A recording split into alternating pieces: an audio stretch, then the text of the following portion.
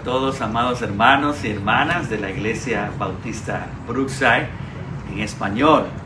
Y qué bueno que el Señor me concede el privilegio de estar aquí después de varios años. Estuvimos aquí en el 2014, después de varios viajes misioneros de los jóvenes de la iglesia aquí, donde estuvieron colaborando con nosotros de distintas maneras, haciendo escuela bíblica de verano, haciendo alcance a la comunidad. Y la verdad que para mí es un gozo poder volver y poder decir gracias. Gracias a todos ustedes, tanto a la iglesia hispana como a la iglesia en inglés, por sostenernos para hacer la obra del ministerio allá en la República Dominicana. Gracias por tu palabra, hermano Eddie. Ciertamente siento lo mismo que tú en mi corazón. Hemos tenido poco tiempo de compartir, pero los momentos que hemos compartido han sido de gran bendición.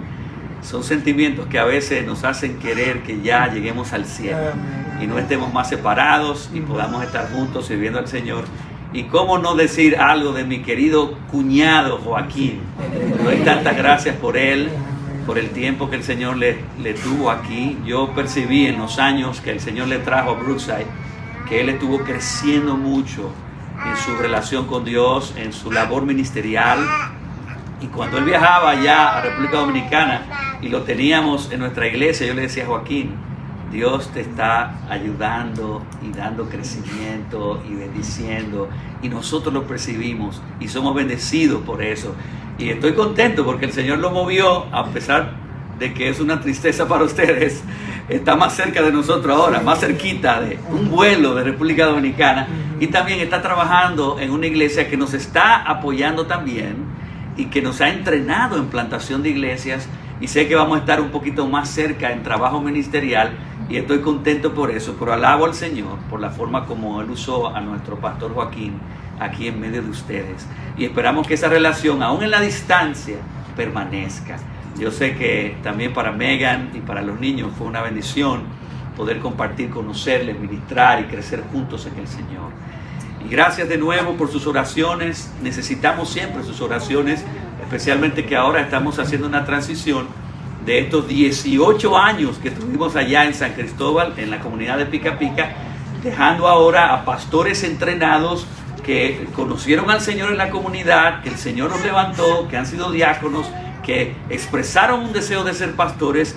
Los fuimos entrenando, y ahora cuando regresemos al final de noviembre van a ser elegidos, Dios mediante, como pastores por la iglesia, mientras nosotros somos enviados a plantar otra iglesia que tiene como objetivo no ser una iglesia más, sino una iglesia multiplicadora, una iglesia que entrene a otros plantadores, porque nuestro corazón y visión es que podamos plantar una iglesia que tenga el ADN de multiplicación en cada provincia de la República Dominicana. Así que oren por nosotros. Allá arriba en nuestra mesa hay tarjetas de oración, hay un brochure también si quieren conocer un poquito más de todo lo que estaremos haciendo. Pero bien, esta mañana tengo el privilegio de compartir con ustedes la palabra del Señor, y quiero invitarles que vayan conmigo a la epístola del apóstol Pablo, en Primera de los Tesalonicenses, capítulo 3, y vamos a estar leyendo allí solamente, bueno, quizás por el contexto sería bueno que podamos leer desde el capítulo 1 en adelante, y así podamos apreciar el corazón de Pablo para con los tesalonicenses. Así que si pueden ir conmigo, Primera de los Tesalonicenses, capítulo 3, vamos a estar leyendo los versículos del 1 al 11. Primera a los Tesalonicenses, capítulo 3, versículos del 1 al 11. Dice así la palabra del Señor: por lo cual, no pudiendo soportarlo más, acordamos quedarnos solos en Atenas, y enviamos a Timoteo, nuestro hermano, servidor de Dios y colaborador nuestro en el Evangelio de Cristo, para confirmaros y exhortaros respecto a vuestra fe, a fin de que nadie se inquiete por estas tribulaciones, porque vosotros mismos sabéis que para esto fuimos puestos, porque también estando con vosotros os predecíamos que íbamos a pasar tribulaciones, como ha acontecido y sabéis, por lo cual también yo, no pudiendo soportar más, envié para informarme de vuestra fe, no sea que os hubiese tentado el tentador y que nuestro trabajo resultase en vano. Pero cuando Timoteo volvió de vosotros a nosotros y nos dio buenas noticias de vuestra fe y amor, y que siempre nos recordáis con cariño, deseando vernos, como también nosotros a vosotros, por ello, hermanos, en medio de toda nuestra necesidad y aflicción, fuimos consolados de vosotros por medio de vuestra fe, porque ahora vivimos si vosotros estáis firmes en el Señor. Por lo cual, ¿qué acción de gracias podremos dar a Dios por vosotros? Por todo el gozo con que nos gozamos a causa de vosotros delante de nuestro Dios, orando de noche y de día con gran insistencia, para que veamos vuestro rostro y completemos lo que falte a vuestra fe. Mas el mismo Dios y Padre nuestro y nuestro Señor Jesucristo dirija nuestro camino a vosotros. Vamos a orar y vamos a pedir ese necesario ministerio del Espíritu Santo mientras exponemos su palabra. Padre, gracias. Qué privilegio adorar en esta hermosa iglesia hispana, con hermanos y hermanas de distintas nacionalidades que han sido rescatadas por el poder del Evangelio y han sido congregadas aquí para adorarte, para proclamar tu gloria, para dar a conocer el misterio de tu gracia. Señor, bendice esta iglesia y bendice ahora este tiempo en que te adoramos escuchando tu palabra. Abre nuestros corazones como abriste el corazón de Lidia. Haznos ver las maravillas y las glorias de la cruz de Cristo, y que podamos comprender el propósito por el cual fuimos salvados. Y si todavía en medio nuestro hay alguno, quizás un familiar, un amigo, una visita que está con nosotros, que todavía está muerto en sus delitos y pecados, oh Señor, que te complazcas en llamarlos de la tumba hacia la vida en Cristo Jesús. Y te lo rogamos en el precioso nombre de Cristo Jesús. Amén y amén.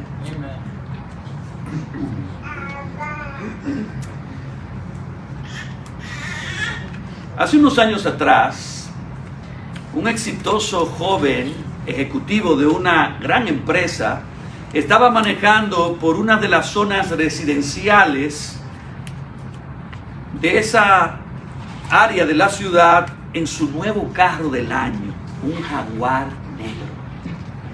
De repente, una piedra le fue lanzada a su carro desde la acera, golpeando el lado izquierdo de su vehículo. Los frenos se estrellaron, la transmisión del carro cambió en reversa y las gomas locamente chillaron, empujando el Jaguar de vuelta hacia el lugar de donde le lanzaron la piedra.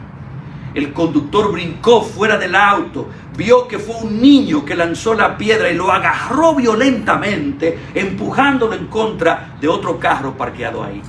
Y le gritó: ¿por qué hiciste esto, niño desgraciado? Este es mi nuevo Jaguar que acabo de comprar. Esa piedra que me lanzaste te va a costar mucho, pero mucho dinero.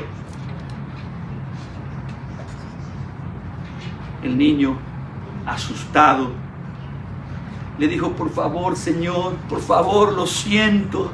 Y con lágrimas decía: es que no sabía qué hacer.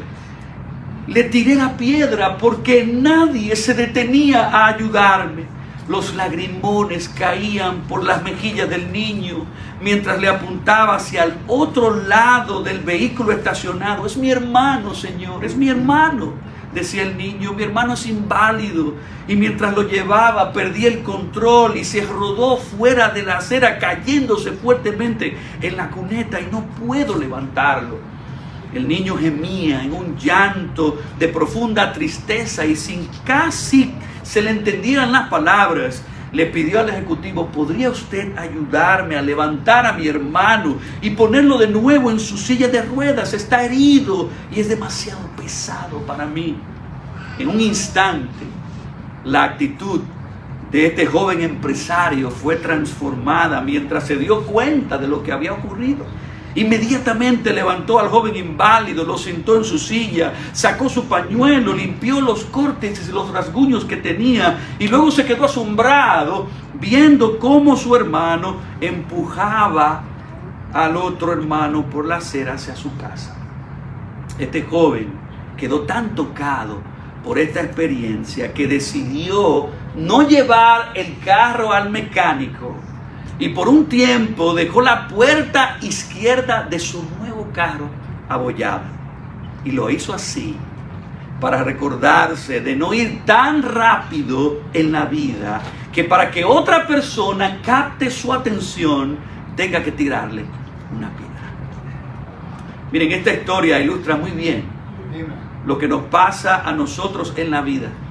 Estamos tan enfocados y preocupados en nuestras vidas personales, yendo a millones en nuestros carros con el acelerador hasta el fondo, que no sacamos tiempo ni siquiera para evaluarnos y examinarnos a nosotros mismos, para conocer nuestras propias faltas y pecados, ni mucho menos sacamos el tiempo para ver a nuestro prójimo que desde la acera nos está gritando, levantando las manos, pidiendo y rogando desesperadamente por nuestra ayuda. Hermanos y hermanas de Brookside, hay algo que tenemos que entender del Evangelio.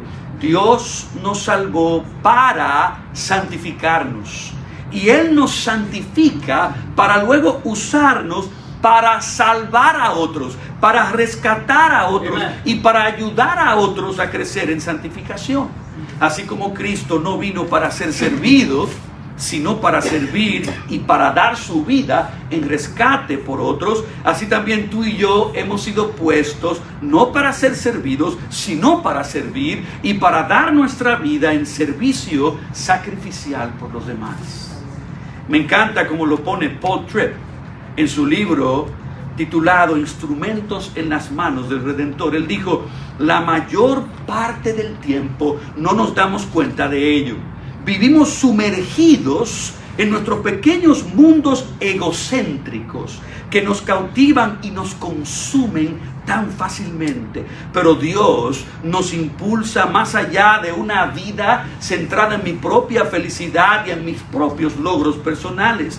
Dios te dice que tu vida es mucho más grande que un buen trabajo, que un cónyuge comprensible o que hijos que no se vuelvan delincuentes. Que tu vida es más grande que jardines hermosos, que vacaciones agradables y que ropa de moda. Que en realidad tú eres parte de algo más inmenso que comenzó antes que tú nacieras y continuará aún después de tu muerte. Que Dios está rescatando a la humanidad caída, entrándola en su reino, moldeándola progresivamente a su imagen, y Él quiere que tú y que yo seamos parte de esto.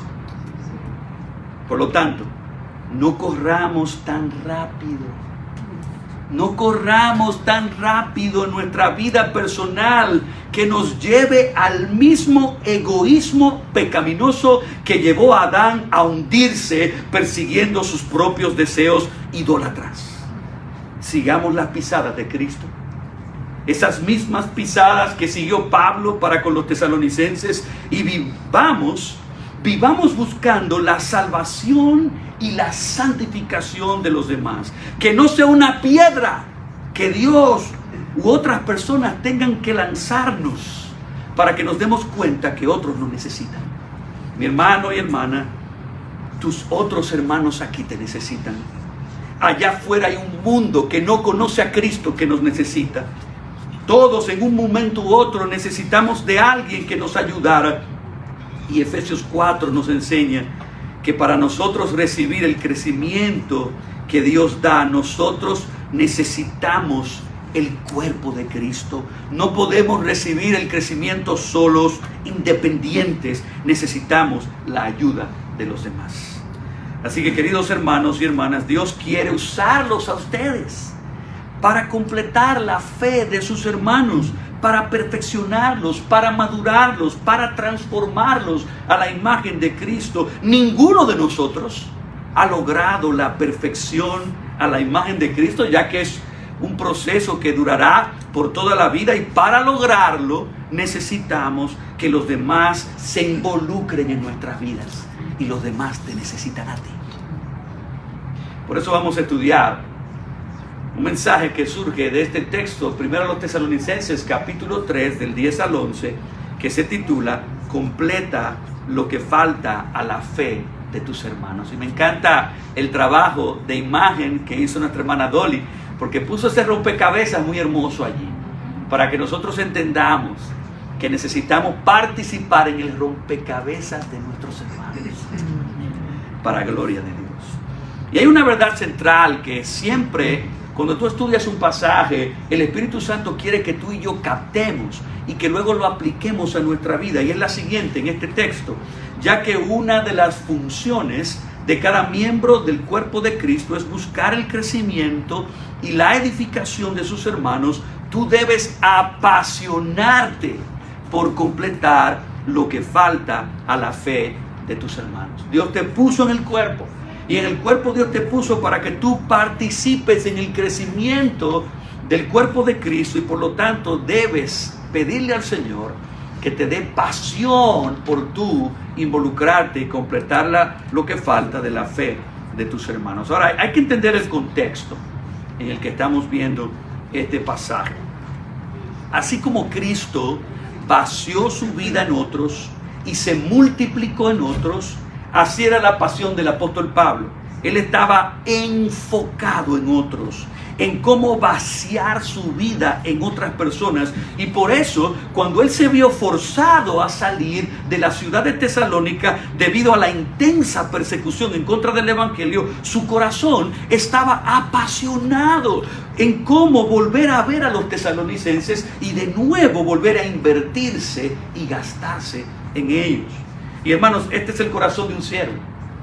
Este es el corazón de una sierva de Dios. Ella se enfoca en los demás, en su bienestar, en su crecimiento, en su avance, en su progreso, en cómo puedo ayudar a mi hermano, a mi hermana a dar un paso más adelante en su fe y en su caminar con Dios. Esa era la carga y la pasión de Pablo. Si tú vuelves y lees los versículos del 1 al 11, tú sientes el corazón de Pablo latiendo, vibrando en casi todo el capítulo 3, porque Pablo quería gastarse, quería invertirse, quería derramarse en otros. Y por eso, en los versículos del 10 al 11, tú ves a Pablo que le estaba orando.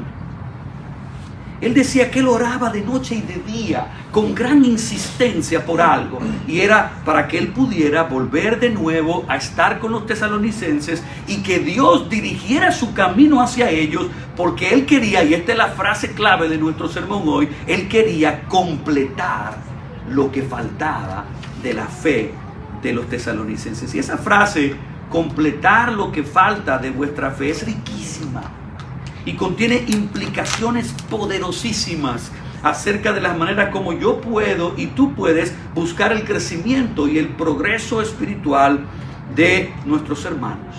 Completar lo que falta de la fe significa prepararlo, madurarlo, hacerlo apto para toda buena obra.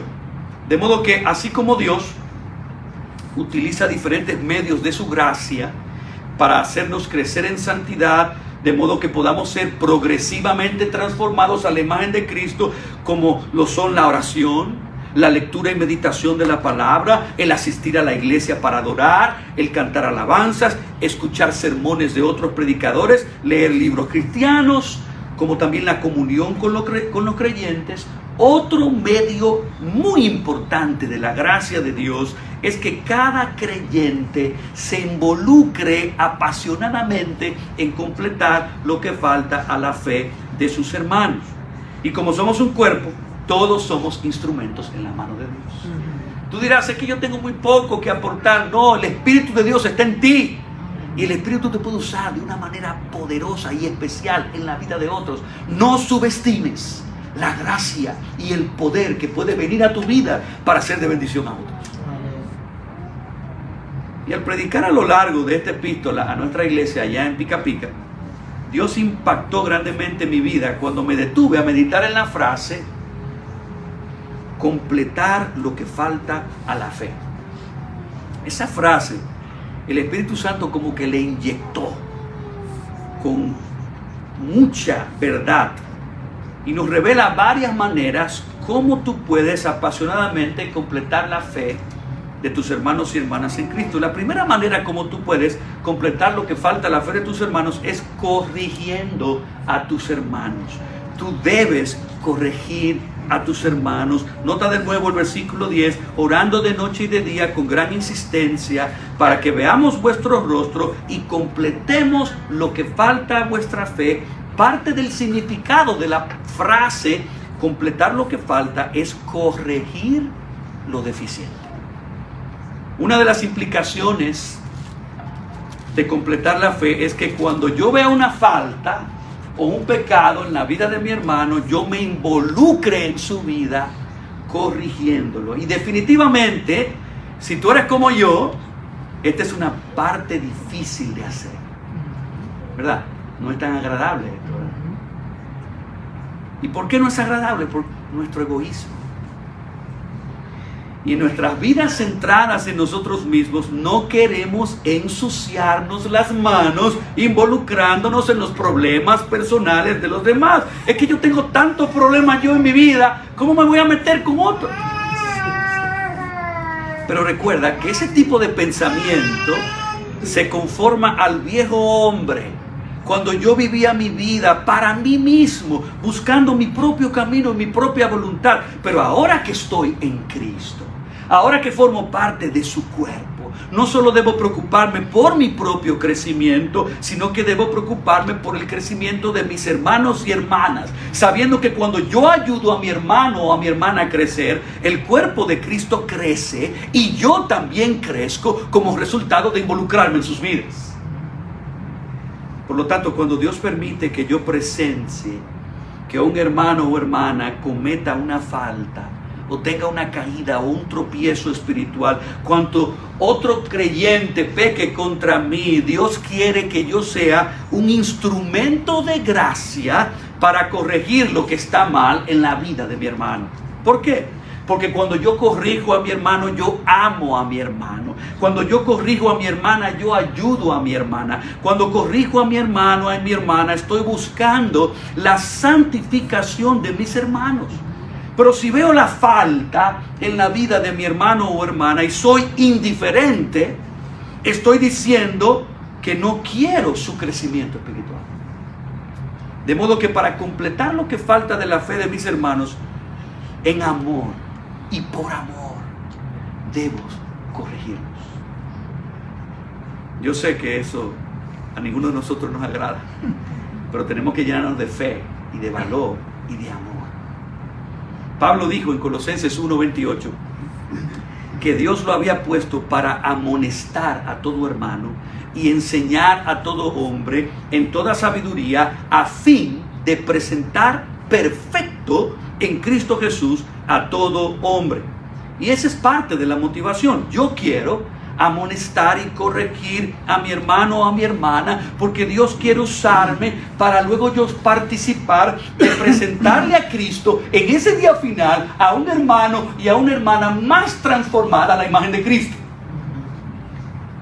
Pero amonestar y corregir cuesta. Requiere que yo muera a mí mismo y ame a los demás.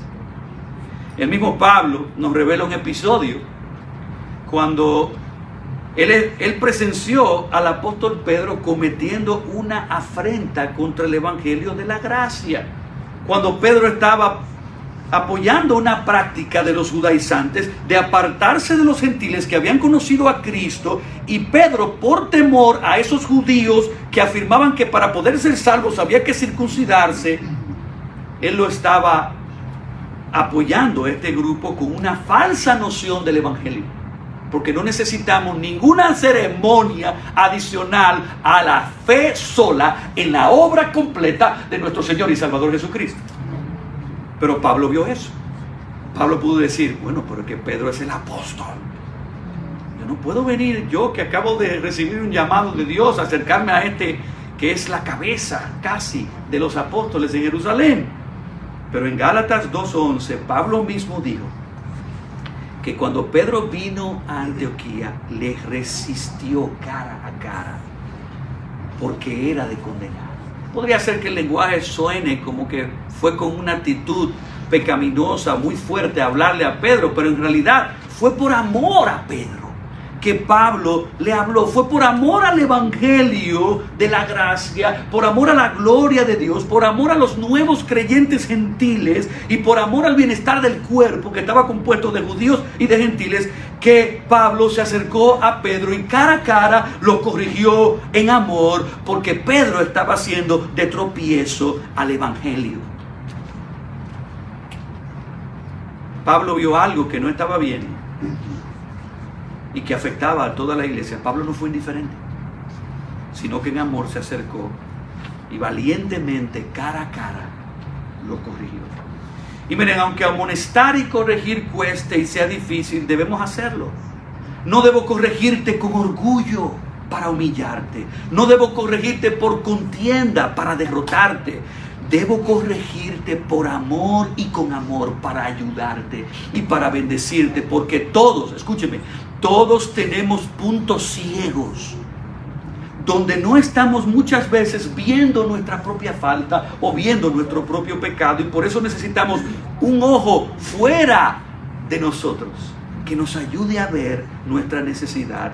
Y cuando corregimos no debemos ignorar lo que dice Mateo 18:15, de que debemos ir a hablar primero con el hermano en privado y seguir esos pasos de no divulgar su falta o pecado, hacerlo con un espíritu de mansedumbre, como dice Gálatas 6, porque nuestro deseo es ganar su corazón para luego ganar su crecimiento y santificación. Escúcheme bien, amados hermanos, si Dios envía a un hermano en Cristo a tu vida, sé humilde,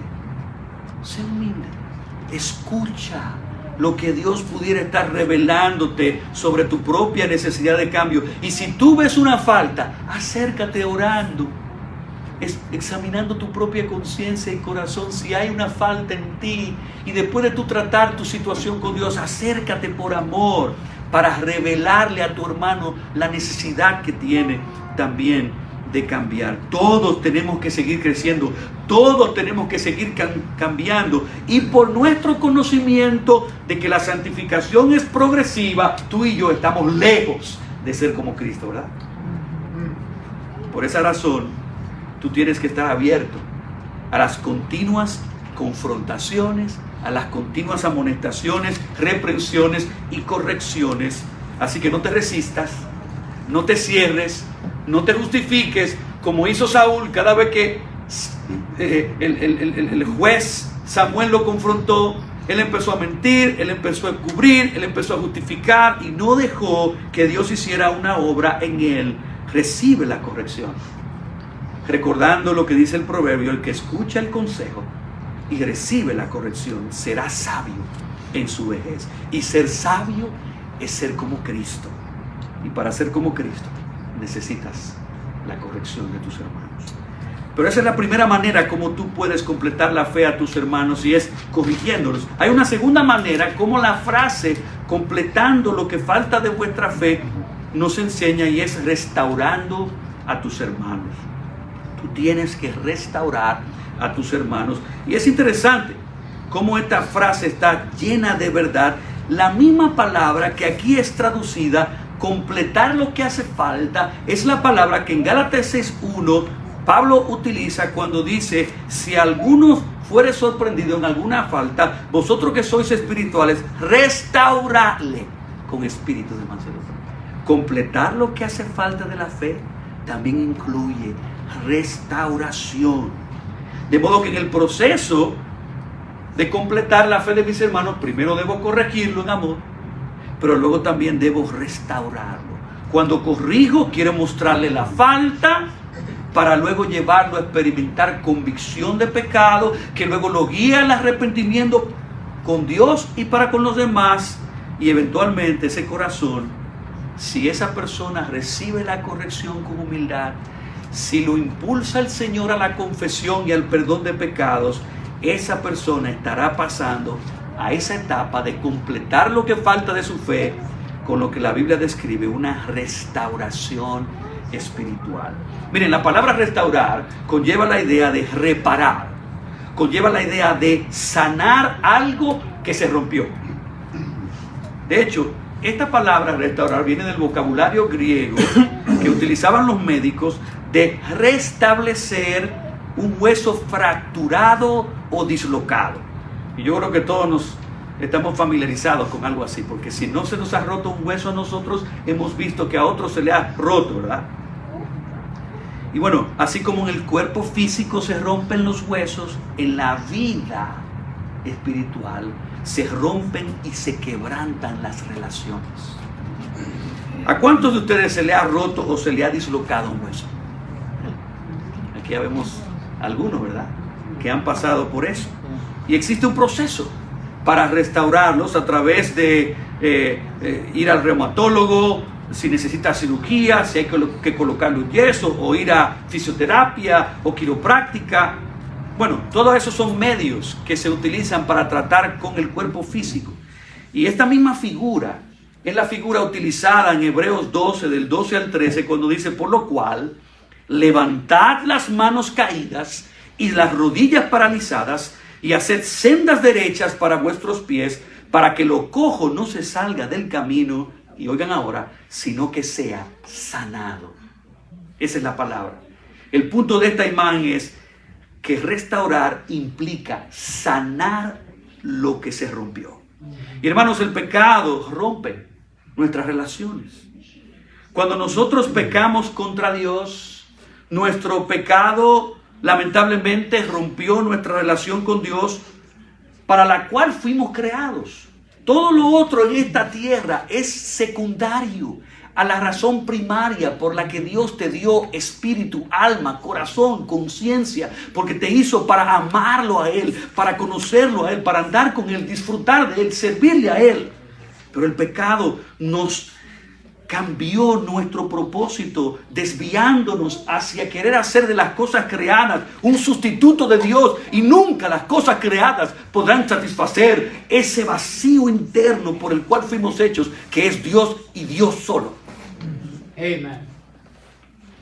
Pero gloria a Dios que Dios tomó la iniciativa de restaurar esa relación rota, esa relación quebrada, enviando a su Hijo para que por medio de su obra nuestra relación con Él sea sanada y sea restaurada. Hermanos, Dios tomó la iniciativa.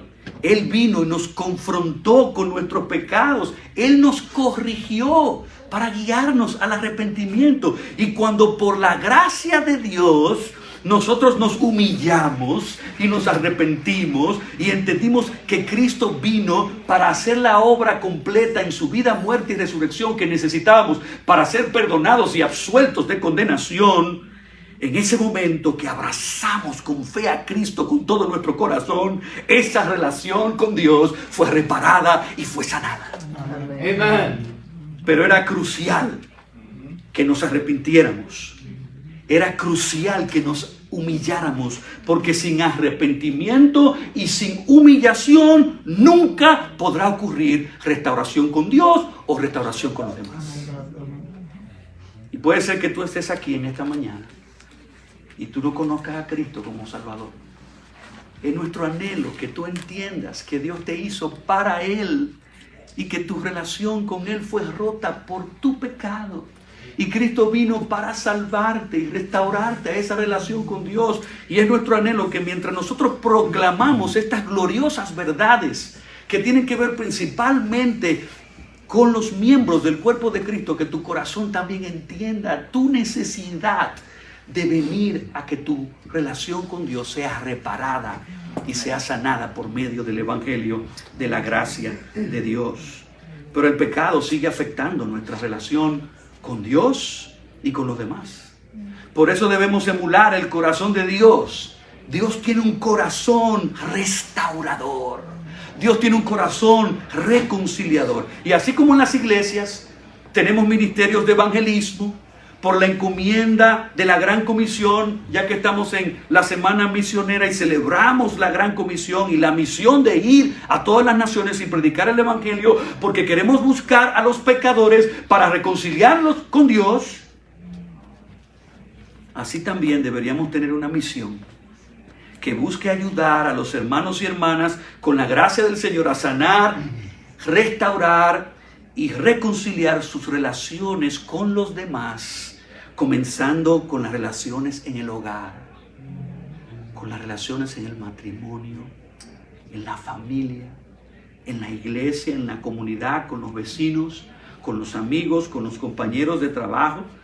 Y miren, tenemos que aprender a ser como pueblo de Dios más vulnerables, a abrir nuestros corazones sobre lo que pudiera estar enfermo en nuestras vidas, herido en nuestras vidas, porque necesitamos sanidad, necesitamos restauración. Y me encanta ver en la Biblia a Bernabé, ya que él fue precisamente un ejemplo de un creyente que buscó sanar, reparar y restaurar relaciones. Bernabé es más conocido por haber sido el primer compañero del apóstol Pablo en las misiones. Pero quizás no todos conocen cómo Bernabé trabajó arduamente en sanar, reparar y restaurar relaciones de hermanos en Cristo. De hecho, el nombre Bernabé significa hijo de consolación. Y en su mismo nombre, él llevaba consigo el espíritu de uno que sana y repara. ¿Por qué? Porque ser hijo de consolación es uno que viene a tu lado para ayudarte y consolarte a arreglar el problema y reparar la relación. Eso fue lo que hizo Bernabé con Pablo. ¿No se recuerdan? ¿Recuerdan cuando Pablo se convirtió a Cristo? Anteriormente había sido un terrible perseguidor de la iglesia, matando a muchos cristianos, torturando a muchos, metiendo a muchos en la cárcel. Y cuando Pablo vino a Cristo, él tenía un problema muy grande, un problema muy serio con mucha gente. Ponte a pensar todas las familias a las cuales él pudo haberle matado a un hijo o haber metido a un padre en la cárcel. Y Pablo necesitó de alguien que lo ayudara a sanar y reparar muchas relaciones, porque él había afectado por sus pecados pasados al ser un perseguidor asesino de la iglesia a mucha gente. Y Bernabé fue usado por Dios para ayudar a Pablo a sanar y restaurar sus relaciones afectadas. Dice la Biblia en Hechos 9, 26 y 27, cuando Pablo, después de convertirse, llegó a Jerusalén, trataba de juntarse con los discípulos, pero todos le tenían miedo, no creyendo que fuese discípulo. Entonces Bernabé, gloria a Dios por los Bernabés, tomándole, lo trajo a los apóstoles y les contó cómo Saulo había visto en el camino al Señor, el cual le había hablado, y cómo en Damasco había hablado valerosamente en el nombre de Jesús. De modo que ¿a quién vemos en el medio del conflicto entre Pablo y los demás hermanos de la iglesia? Allí estaba Bernabé, mediando, Bernabé intercediendo, Bernabé sanando, reparando, restaurando. La imagen fue tal que Bernabé tomó a Pablo de la mano y fue con Pablo a hablar con las personas que él había afectado por haber matado, torturado, metido preso a muchos. ¿Para qué? Para que la gente los recibiera, para él poder pedirles perdón y que lo perdonaran y lo aceptaran. Y cuando nadie quería aceptar a Pablo, Bernabé fue el instrumento de Dios para reparar, sanar y restaurar las relaciones. Y de modo, en la historia, Bernabé lo volvió a hacer con Juan Marcos, cuando ocurrió el conflicto entre Pablo y Juan Marcos. Y hermanos, así como Bernabé participó en sanar y restaurar, así también tú y yo debemos ver a cada hermano y hermana en la iglesia como personas que necesitan manos sanadoras, manos reparadoras, manos restauradoras, que con paciencia, con humildad, con gentileza y con mansedumbre nosotros podamos acercarnos a sus vidas y los ayudemos a levantarse de sus caídas, a sanar sus heridas por los pecados pasados y a restaurar sus relaciones quebrantadas por el pecado. Miren, hermanos y hermanas, la iglesia no es una sala de trofeos de personas que después de ser justificadas han sido inmediatamente perfeccionadas. No, hermanos, la iglesia es como un hospital donde hay personas que después de haber creído en Cristo siguen teniendo dolencias espirituales, heridas que necesitan de continua sanidad, ya que llegamos a Cristo con huesos espiritualmente rotos por el pecado, y esos huesos necesitan ser reparados. Y al mismo tiempo, ¿tú sabes qué? Todos somos enfermeros. Todos somos enfermeros, trabajando para el gran médico Jesucristo, llamados a sanar, a reparar y a restaurar a nuestros hermanos. Me encanta cómo lo dice el gran predicador y maestro Jay Adams en su libro Cómo ayudar a las personas a cambiar. Adams dijo una correcta restauración, de acuerdo a 2 Corintios 2, del 6 al 11, tiene 3 requerimientos. Que el hermano sea perdonado, que el hermano sea consolado y que el hermano sea reafirmado con el amor y la gracia de Dios. Alguien dijo una vez que el único ejército donde un soldado ve a otro soldado que está herido y en vez de ayudarlo a levantarse y sanar sus heridas, lo ignora, lo pisotea y hasta se burla de él, es la iglesia. Hermanos, esto no debe ser así entre nosotros que hemos recibido la abundante gracia de Dios. La iglesia debe ser un grupo de pecadores salvos que con humildad levantamos a todo el que está caído, a todo el que está herido, porque un día Cristo nos encontró a nosotros, heridos y muertos en nuestros pecados, y Él nos levantó, nos dio vida, Él limpió y sanó nuestras heridas, y nos continúa sanando y restaurando para su gloria y para nuestro bienestar. Así que en la iglesia todos necesitamos ser restaurados y todos necesitamos ser restauradores. ¿Ustedes saben por qué? Porque muchos de nosotros venimos con pasados muy fuertes.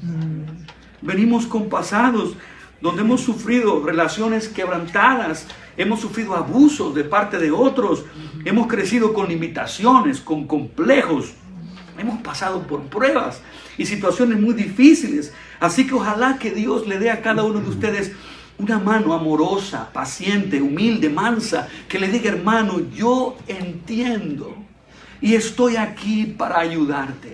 Estoy aquí para perdonarte, para motivarte a que perdones a otros, a sanar tus heridas, a consolarte, a reafirmarte en el amor y la gracia que Dios nos ha dado a pecadores que no somos perfectos y que necesitamos continuamente de su gracia para seguir creciendo. Miren, esa frase de completar lo que falta a vuestra fe nos enseña que debemos corregir, que debemos restaurar y finalmente que debemos entrenar. Y esa gran riqueza viene del significado de esa palabra: completa lo que hace falta. Recuerden que es un término médico que incluye corregir lo deficiente, restaurar y sanar el hueso roto, y ahora incluye la idea de un entrenador que con ejercicio y terapia te ajusta y te prepara para que esa parte de tu cuerpo vuelva a funcionar bien.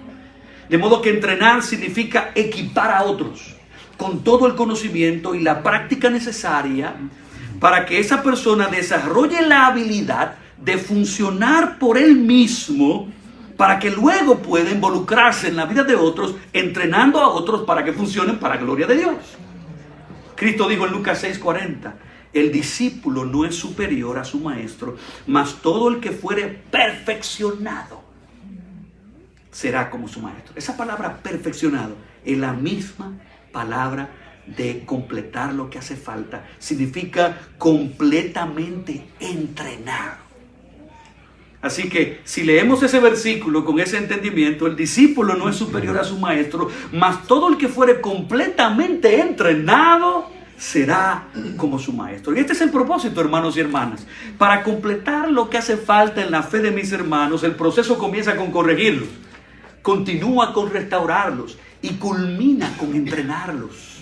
La graduación de un discípulo de Cristo es cuando es perfeccionado por su maestro, es decir, cuando es completamente entrenado. Y hermanos, gran parte de la vida cristiana, gran parte del proceso de la santificación es entrenamiento. Tú tienes que ser corregido de las pasadas maneras pecaminosas en las que tú mismo, por seguir tu propio corazón, aprendiste desobediencia y rebeldía. Y tú necesitas ser corregido de esas actitudes, de esas formas de hablar, de esas acciones y conductas. Y luego necesitas ser sanado de ellas, necesitas ser perdonado, restaurado con el amor de Cristo y la gracia de Dios. Pero finalmente necesitas ser entrenado en todas las áreas de tu vida, en cada rol. como esposo, como esposa, como padre o madre, como hijo, como siervo, como empleado, como líder, como jefe, en cada responsabilidad, de modo que te manejes y te conduzcas como Cristo lo haría. Recuerda que todos estamos llamados a ser transformados y por eso tienes que ser corregido, restaurado y entrenado. Y el punto de todo esto es que debemos buscar que Dios complete lo que hace falta en tu fe, y para que esa fe sea completada tú necesitas de pastores en tu vida y de hermanos y hermanas en tu vida que se involucren en tu vida, dejándote corregir, dejándote restaurar y entrenar. Eso fue lo que Cristo hizo con Pedro. ¿No se recuerdan lo que pasó con Pedro? Cuando Cristo lo confrontó antes de que él pecara, antes de que él negara a Cristo 3 veces, Cristo le dijo a Pedro en Lucas 22, Simón, Simón, he aquí Satanás os ha pedido para zarandearos como a trigo. Pero, dijo Cristo, yo he rogado por ti que tu fe no falte, y tú, una vez vuelto, me encanta esto, confirma a tus hermanos. Jesús corrigió a Pedro. Jesús restauró a Pedro y Jesús entrenó a Pedro para que luego Pedro hiciera lo mismo con sus hermanos. Y tú y yo estamos puestos en el cuerpo para corregir y ser corregidos, para restaurar y ser restaurados, para entrenar y ser entrenados. Y miren, como pastores, nuestra gran tarea, como Cristo hizo, es precisamente corregir, restaurar y entrenar. Pero nosotros también necesitamos ser corregidos. ¿Ustedes saben eso? Nosotros necesitamos ser corregidos, restaurados y entrenados. Ni siquiera nosotros los pastores salimos del proceso. No hemos alcanzado ya el nivel de perfección. Necesitamos que otros nos amen y se acerquen a nuestras vidas. Yo doy tantas gracias por una hermana en mi iglesia que una vez que yo no le hablé bien a mi esposa, me dijo, pastor, yo quiero hablar con usted. Yo vi que usted le habló mal a su esposa. Y eso fue un momento, como dicen los norteamericanos, bittersweet. Fue tristeza y vergüenza para mí, pero fue alegría por mi corazón de pastor, ¿verdad? Porque yo anhelaba que los hermanos crezcan en amor hacia mí y me amen lo suficiente y me digan cuando en un momento yo he pecado, he faltado, he tropezado, he caído, de modo que yo crezca en mi santificación. Así que nosotros los pastores los necesitamos a ustedes. Puede ser que un pastor llegue a cometer un pecado que lo descalifique, pero aún así, por amor al alma de un pastor caído, por su bienestar y crecimiento, tenemos que corregirlo, restaurarlo y entrenarlo. ¿Por qué? Porque si no lo hacemos, no lo estaremos amando y dejaremos que el pecado lo destruya todavía más a él, a su familia y aún la posibilidad de que pueda volver a servir a Cristo en alguna capacidad. Así que, mis hermanos, tenemos que entrenar a otros en el carácter y en el corazón y en la conducta del varón perfecto que es Cristo. Y miren, hoy día mucha gente, yo debería hacerlo, mucha gente está entrando en la cultura fit, de estar en forma. Y están haciendo mucho entrenamiento, hasta están pagando a entrenadores personales para que le den un seguimiento y un entrenamiento personalizado. Y el paralelo de esto es que nosotros debemos considerarnos a nosotros mismos como entrenadores espirituales de nuestros hermanos, y necesitamos que nuestros hermanos sean entrenadores espirituales de nuestras vidas. ¿Y qué vamos a entrenar? Vamos a entrenarnos mutuamente en el carácter de Cristo para ejercitar juntos la piedad, de modo que en cada área de nuestra vida podamos crecer para ser más y más como el varón perfecto que es Cristo Jesús.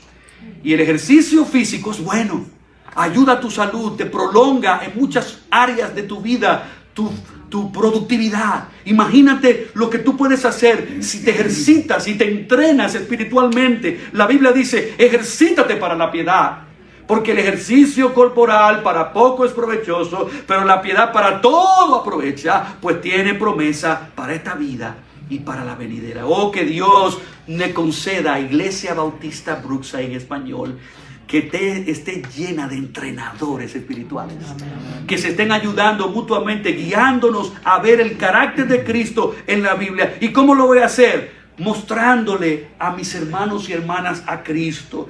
Este es el entrenamiento espiritual: imitar a Cristo, pensar como Cristo, seguir a Cristo, admirar a Cristo, contemplar a Cristo, de modo que al final, en cada área de mi vida, la palabra que me revela a Cristo me muestre las glorias de su carácter, y yo, al ver esa gloria, sea transformado de gloria en gloria a la misma imagen de Él.